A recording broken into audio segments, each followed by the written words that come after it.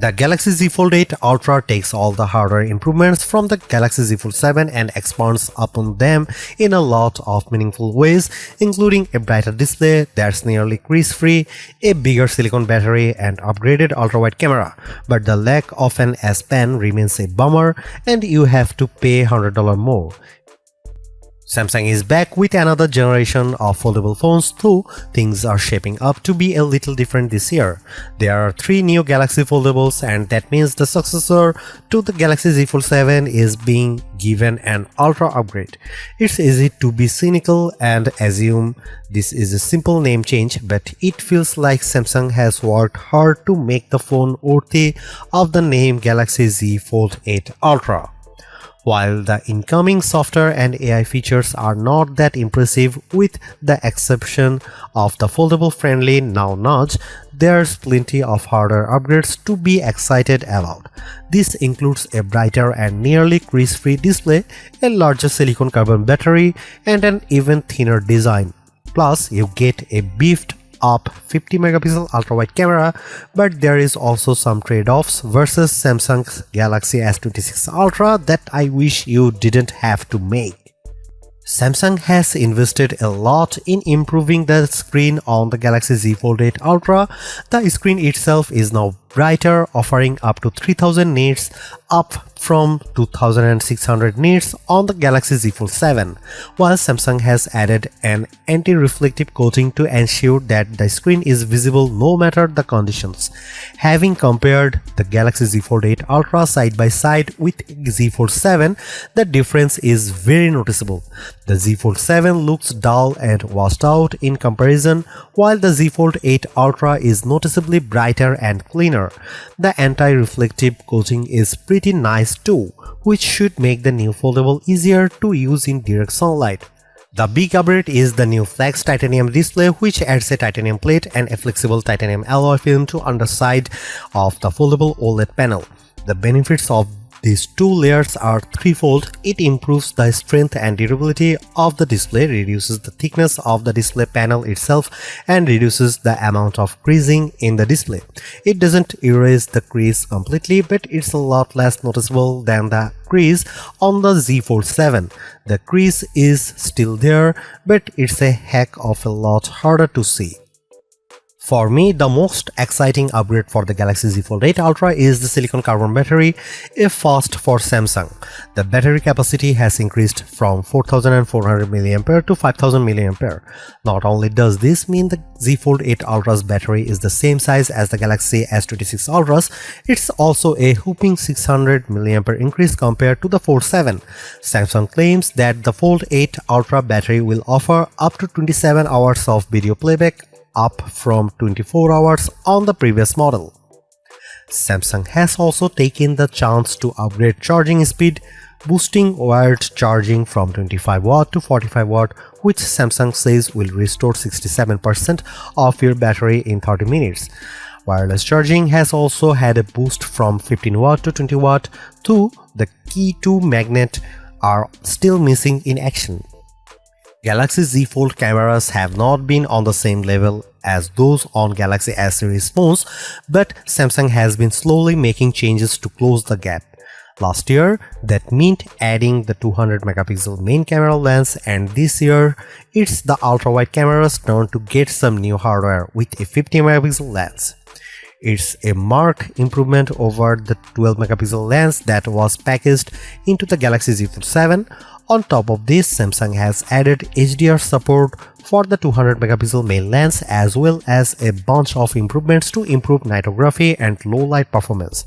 This includes the addition of the Pro Visual Engine and advanced AP-based image processing, both of which were previously been seen on the Galaxy S26 series. Samsung has been employing custom versions of flagship Snapdragon chips for a few years, but so far those for Galaxy chips have been only available with certain Galaxy S series phones and never in a foldable. Galaxy foldables always ended up with either the standard off-the-shelf Snapdragon chips or one of Samsung's own Exynos chips. That has changed this year, thanks to Samsung including the Snapdragon 8 Gen Elite 5 for Galaxy chipset in all three foldable phones. That means we should see a big leap in performance and efficiency compared to the Galaxy Z Fold 7. We haven't had the chance to benchmark the Galaxy Z Fold8 Ultra yet, so we don't know how significant the leap may be, but it should hopefully mean that the new Galaxy foldables are more capable than before and at the very least should perform similarly to the Snapdragon equipped Galaxy S26 variants. The Z Fold8 Ultra is being marketed as a productivity device as a way to set it apart from the Galaxy Z Fold8 and Z Flip 8. Samsung has added a bunch of upgrades centered around multitasking with the goal of helping users make the most of the larger foldable screen inside the phone. Now Nudge has been added to the phone and optimized for both multitasking and the larger 8-inch display. This means that relevant apps will be opened in a split view when you get a nudge in, say, the Messages app, with support for up to 5 split view actions at a time. The screen also supports multiple touch points and can surface relevant actions based on contextual clues. The addition of ambient nudge also lets Now Nudge operate with a little more discretion, surfacing suggestions in the corner of your screen.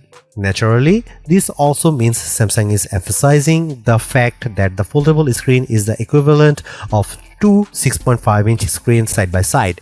That's true of most foldables, but it emphasizes that this really is a tablet that you can fit in your pocket. And it's good to see Samsung really pushed this particular use case a little more. We knew that price hikes were coming for the Galaxy Z8 series thanks to ongoing issues with Ramageddon and the memory supply chain, but that doesn't mean we are pleased to see the price of the flagship Z Fold8 increase for the third year in a row. The Galaxy Z Fold8 Ultra starts at $2,099 US, which gets you a model with 12 GB of RAM and 256 GB. For reference, the cost of the Z Fold 7 with the exact same memory storage configuration costs $1,999 US, which means we are all being asked to pay an extra $100 simply because this phone is a little bit newer and more ultra. There are a bunch of great upgrades to be had, but the prospect of paying even more for an already expensive handset leaves a bad taste in our mouths. If you are hoping to see a bunch of new AI features and software upgrades launching alongside the Galaxy Z Fold8 Ultra, then you are going to be sorely disappointed. There are new AI features coming with the entire Galaxy Z8 series, but that doesn't seem to be Samsung's primary focus this time around. Now Nudge obviously launched with the Galaxy S26 series, but the new version has been updated to better perform on a larger screen foldable. That includes optimizations for multitasking and the subtle alerts from ambient nudge.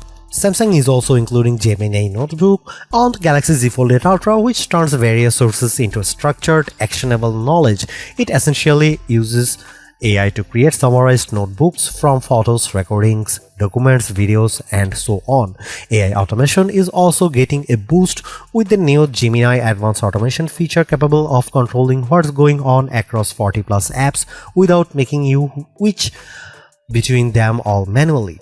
AI task automation is not new to Galaxy phones, but it's optimized for the foldable experience in that there's a floating window that you can interact with at any time.